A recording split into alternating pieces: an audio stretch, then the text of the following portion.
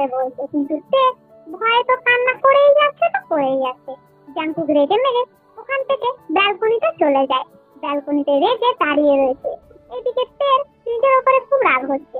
পারতই তো তে একবার ফোন করতে জাঙ্কুককে, একটা মেসেজ করতে তো পারতো, কিন্তু করেনি। ভুল তো তারও আছে, তাই জাঙ্কুকের তো রেগে যাওয়াই স্বাভাবিক। সে নিজের চোখের জলটা মুছে জাঙ্কুকের কাছে ব্যালকনিতে যায়। গিয়ে পেছন দিক থেকে জাঙ্কুকের শার্টটাকে খামচে ধরে জাঙ্কুকের সামনে দাঁড়িয়ে থাকে। জাঙ্কুক তের দিকে ঘুরে দেখে কিনা সে এখনো কান্না করছে। জাঙ্কুক তের চোখের জল মুছে দিয়ে বলে, তে তুমি কান্না করো না, সরি, আমি একটু বেশি রিয়াক্ট করে ফেলেছি, আমার এরকম করাটা উচিত হয়নি। সে বলল, না, তোমার কোনো ভুল নেই, ভুল আমারই আছে। আমি তো পারতাম না কিন্তু তোমাকে একটাবার কল করে বলতে, তোমাকে একটাবার জানাতেই পারতাম, কিন্তু আমি সেটা করিনি। আমি নিজেই ভুল করেছি, আমাকে তোমার বকাই উচিত। আমি ভালো না, আমি পচা, আমি স্বার্থপর, অনেক স্বার্থপর। জাঙ্কুক বলল, না তে, তুমি স্বার্থপর না, তোমাকে আমি একটু বেশি ওরকম করে বলেছি, আমার কথা খারাপ ভেবো না তে। সে বলল, আমাকে শাস্তি দাও জাঙ্কুক, আমার তো শাস্তি পাওয়া উচিত, আমি তোমার সাথে অন্যায় করেছি বলো। জাঙ্কুক থেকে জড়িয়ে ধরে বলল, তে তুমি বুঝতে পারছো না আমি সারাটা দিন কতটা ছটফট করেছি তোমার জন্য। তুমি তো জানো না আমি তোমার সাথে একদিন কথা না বললে, একদিন দেখা না করলে থাকতে পারি না। সে বলল, আমি জানি তো আমার জাঙ্কুক আমার সাথে কথা না বলে থাকতে পারে না, তার সত্ত্বেও আমি এরকমটা কি করে করলাম? আমি একদম পচা, আমি একদম ভালো না। জাঙ্কুক বলল, নিজেকে আর দোষ দিতে হবে না, যেটা হয়েছে হয়েছে, এবারের মতন আমি তোমাকে মাফ করে দিলাম, দ্বিতীয়বার এরকমটা করো না সে, না হলে যে আমি দম আটকে মরে যাব। সে বলল, এরকমটা বলো না জাঙ্কুক, আমি আর কোনোদিন করবো না, প্রমিস করছি আর কোনোদিন করবো না। জাঙ্কুক বলল, হ্যাঁ তে, কথাটা যেন মনে থাকে, তুমি এরকমটা কোনোদিন করবে না। এবার তুমি চুপ করো, এবার তুমি কান্না করো না। সে চুপ হলো। জাঙ্কুককে জিজ্ঞাসা করলো, তুমি কোথা থেকে এসেছো জাঙ্কুক? জাঙ্কুক বলল, কোথা থেকে আসবো, তোমার ব্যালকনির পাইপ দিয়ে উঠে এসেছি। সে বলল, হ্যাঁ? জাঙ্কুক বলল, নয়, হ্যাঁ, আমি ওদিক দিয়ে উঠে এসেছি, এবার তো আমাকে যেতে হবে, অনেক রাত হয়ে যাচ্ছে। সে বলল, হ্যাঁ, কিন্তু তুমি কোন দিক দিয়ে যাবে? জাঙ্কুক বলল, হ্যাঁ, আমি ব্যালকনি দিয়ে কত কষ্টে উঠে এসেছি জানো তুমি, শুধু তোমার জন্য। সে বলল, এত কষ্ট করার কি দরকার ছিল? এখনই পড়ে গিয়ে যদি হাত পা ভেঙে যেত তাহলে কি হতো? হ্যাঁ? জাঙ্কুক বলল, হাত পা ভেঙে গেলে তুমি হয়তো আমাকে বিয়ে করতে না। সে বলল, একটু উল্টো পাল্টা কথা করতে বেশি গেছো, এরকমটা একদম বলবে না, বুঝেছো? জাঙ্কুক বলল, সেটা না হয় ঠিক আছে তে, কিন্তু আমি যাবো কোথা থেকে? আমি তো উঠে এসেছি, আমি তো আর নামতে পারবো না ওদিক থেকে, বলো। আমি নামতে গেলে যদি আমি পড়ে যাই, হাত পা ভেঙে যায়, তাহলে কি হবে? সে তো খুব চিন্তায় পড়ে গেল। জাঙ্কুক উঠে এসেছে কিন্তু নেমে যেতে পারবে না। সে বলল, তুমি ওখান থেকে নামতে পারবে না? তাহলে তুমি তুমি গেট দিয়ে যাও। জাঙ্কুক বলল, আমি গেট দিয়ে গেলে যদি তোমার বাবা মা দেখতে পায় তাহলে কি হবে? সে বলল, হ্যাঁ, তাহলে তুমি পাইপ দিয়ে যাও। জাঙ্কুক বলল, আমি পাইপ দিয়ে যেতে লেগে যদি পড়ে যায়, আমার হাত পা ভেঙে যায়, তাহলে কি হবে? সে বলল, তাহলে তুমি এসেছো কেন? তোমাকে যেতে হবে না, তুমি এখানেই থেকে যাও, তোমার হাত পা ভেঙে গেলে তখন আমি কি করব? জাঙ্কুক থেকে এরকম কথা বলতে দেখে হেসেই দিল। সে বলল, খুব মজা লাগছে না? আমাকে কাঁদতে দেখে হাসতে খুব মজা লাগছে।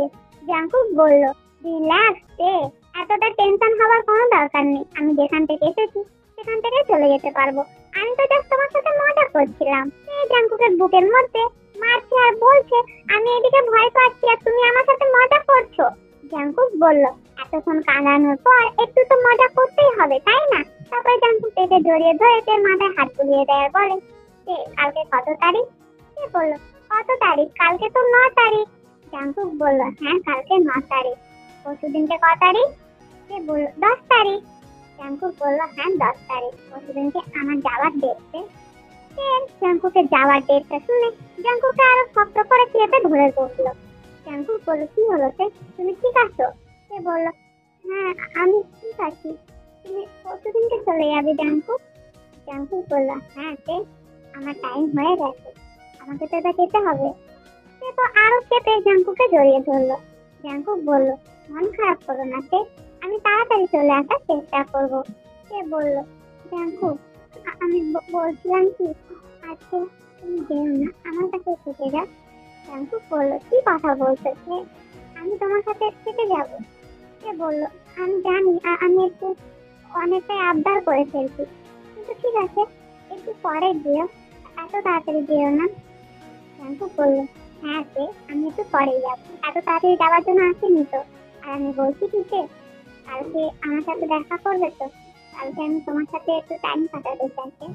সে বলল, আমিও চাই। জাঙ্কুক জাঙ্কুকের ব্যালকনির চেয়ারে গিয়ে বসলো আর ডেকে বলল, এখানে এসোতে।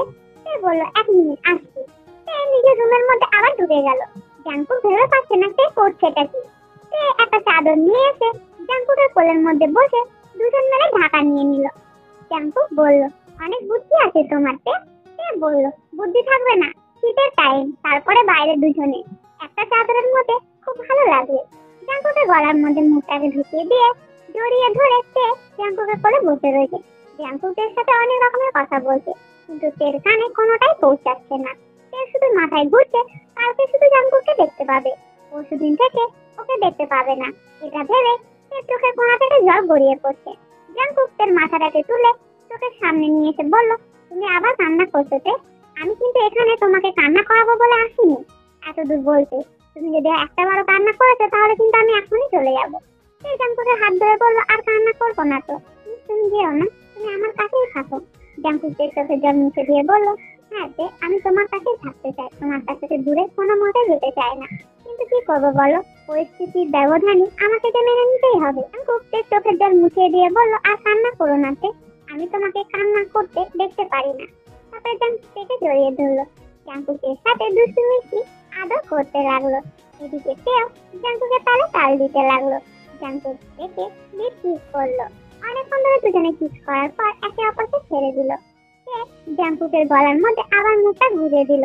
এদিকে জাঙ্কুক এর মাথায় হাত বুলিয়ে দেয় আর তের সাথে কথা বলতে থাকে, কিন্তু তে জাঙ্কুকের কথা শুনতে শুনতে ঘুমিয়ে গেছে।